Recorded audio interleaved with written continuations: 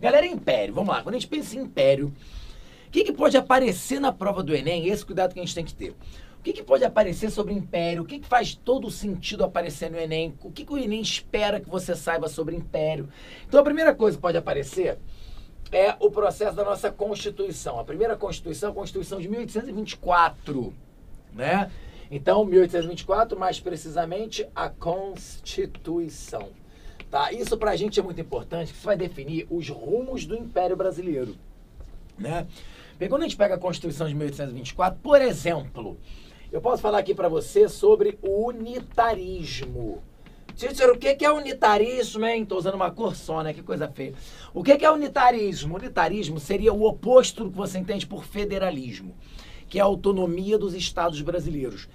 Porque, gente, quando houve a proclamação a nossa independência, né? Que eu vou fazer esse contraponto depois, claro, né? Porque eu falei império e vou falar também aqui de república, que eu não sei se esse espaço aqui vai ser, né, o suficiente para eu falar do império, tá? Então, talvez eu tenha que avançar para cá. Então, quando houve a nossa independência, nós tínhamos alguns grupos de políticos aqui no Brasil que acreditavam que conseguiriam, por uma conquista liberal, afinal de contas, a independência é uma conquista liberal, não é verdade? Eles esperavam que conseguiriam com Dom Pedro, né, virando Dom Pedro I, uma espécie de um governo de características um pouco mais liberais.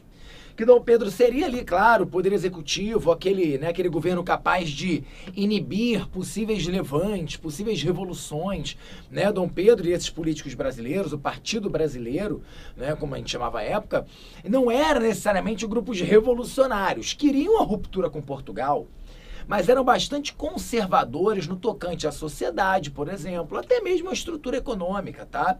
Romper com a metrópole é uma coisa, tá? Então existe um limite para o liberalismo desses grupos, mas esperavam sim, internamente, que eles conseguiriam participar mais ativamente da política nacional. O que acontece é que Dom Pedro I vai dar contornos bastante centralizadores para a política nacional naquele momento, tá? E talvez o maior exemplo seja isso aqui, a questão do unitarismo. Né? Por quê? Porque você concentra os poderes no Rio de Janeiro, você concentra os poderes na capital. Então não existe autonomia política para os demais províncias brasileiras. Isso é uma característica muito importante para a gente. Tá? Quer ver outra coisa importante que vai dar o tom aí do Império de uma forma geral? É o famoso poder moderador. E já ouvi falar disso muitão. Pois é.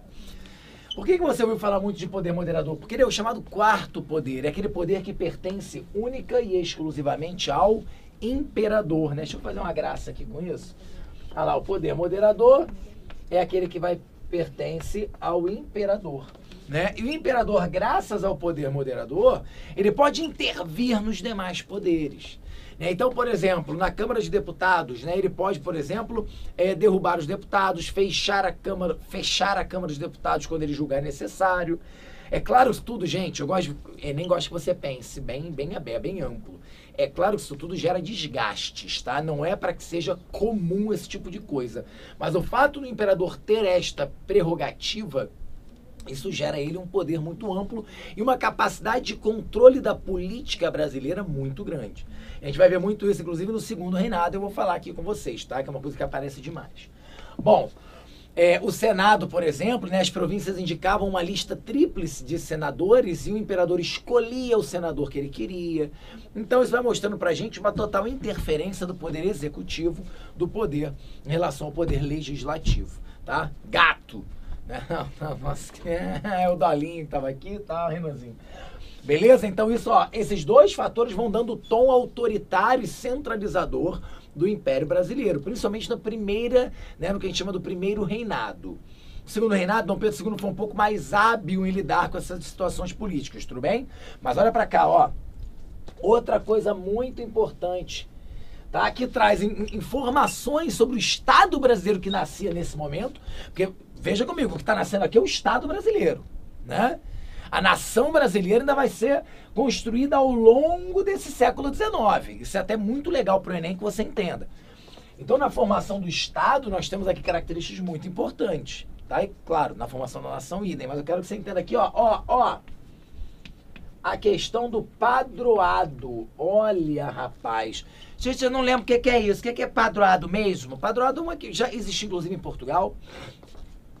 Na Constituição brasileira, então, entra a questão do padroado, que é uma íntima relação do governo brasileiro, de Dom Pedro, da coroa brasileira, né, com a Igreja Católica, é isso mesmo. O Brasil, pelo padroado, ele se torna um país oficialmente católico. Catolicismo, ok? Então, o catolicismo é considerado a religião oficial do Império, ok? Não é que os outros cultos, veja bem, coisa interessante, né? Os outros cultos não são proibidos, né? Deliberadamente, tá? Mas, na verdade, o que acontece é que nós temos só são permitidas igrejas católicas, né? Você só tem... Isso aqui é meu. Ah, tá. É porque é novo, foi um pelisarês que eu trouxe, que é o Bend. Sabe o que é Bend, Djedjé? Bend. Não. Bem diferente. Tá bem de vida. É bem diferente, entendeu? Pode ser também, você pode criar outras coisas aí, tá bom? Tá bom. Você conseguir botar esse telefone aqui pra vibrar, então vai ser ótimo, Vai. menina. Ah, Eu tô eu- tentando. Ele não vibra, não. Esse botãozinho não funciona, obrigado, tá? É, ele deu pra não funcionar, é dele. Pá, não quero funcionar. Ah! Aí ele não funciona, entendeu? Não, mas não liga não, é assim mesmo. É assim, né? A gente tenta, a gente mexe o botãozinho do lado, uma hora ele pá, ele vibra. Ó! Isso, desculpa aí, gente, esse barulho aí. Eu tô tentando. Então bota esse modo avião e pá, e dane-se. É isso mesmo, importantes são eles aqui, é a nossa aula. Galera, então, ó, você só tem aqui as igrejas católicas sendo permitidas, tá? Então o culto diretamente relacionado à população brasileira, só o católico. Perfeito? Então você até tinha um certo grau de tolerância religiosa, né? Dentro da sua casa, então contanto que não se tornasse público. Isso é muito importante que seja dito, tá? Então a gente entendeu aqui, né, algumas coisas muito importantes que vão acontecer na sociedade brasileira a partir de então. Um processo de centralização política, um império extremamente autoritário, isso foi um dos grandes marcos do primeiro reinado brasileiro. Inclusive um dos principais motivos do seu desgaste, né? Por exemplo, a Confederação do Equador, em 1824, uma clara resposta a essa política autoritária do Império, foi reprimida violentamente pelo imperador. Né? Então nós tivemos lá a morte de Frei Caneca, a prisão de Cipriano Barata. E aí soma isso uma série de outros problemas. Né? Soma esse primeiro reinado a uma crise econômica muito grande. Tá? Por N motivos, nossa crise econômica, tá, gente? Baixas taxas alfandegárias, né? Dificultando a arrecadação do Império. Nós temos aí, né, um processo de dívida externa por causa da nossa independência, porque nós indenizamos Portugal pela nossa independência. Tivemos uma guerra muito longa com as chamadas Províncias Unidas do Prata, ou Argentina, né? Então, ali de 1825 a 28, a gente ficou numa guerra na qual, inclusive, perdemos a província Cisplatina, que virou Uruguai. Não é isso? Ela se torna independente e vira Uruguai. Então, você vai somando tudo isso, né? A crise econômica, a crise política, os movimentos liberais de 1830, isso é muito importante pra gente, né? Então, a gente bota aqui, ó, 1830, tá? Os movimentos liberais, lembra dos três grandes momentos das grandes revoluções liberais na Europa?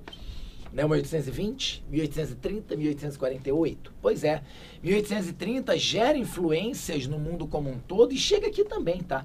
Então, o liberalismo aqui começa a pressionar, os liberais começam a pressionar Dom Pedro. Então, uma situação, digamos, incontrolável para o imperador, que acaba, então, abdicando do trono em favor de seu filho, Pedro de Alcântara, Pedrinho, né?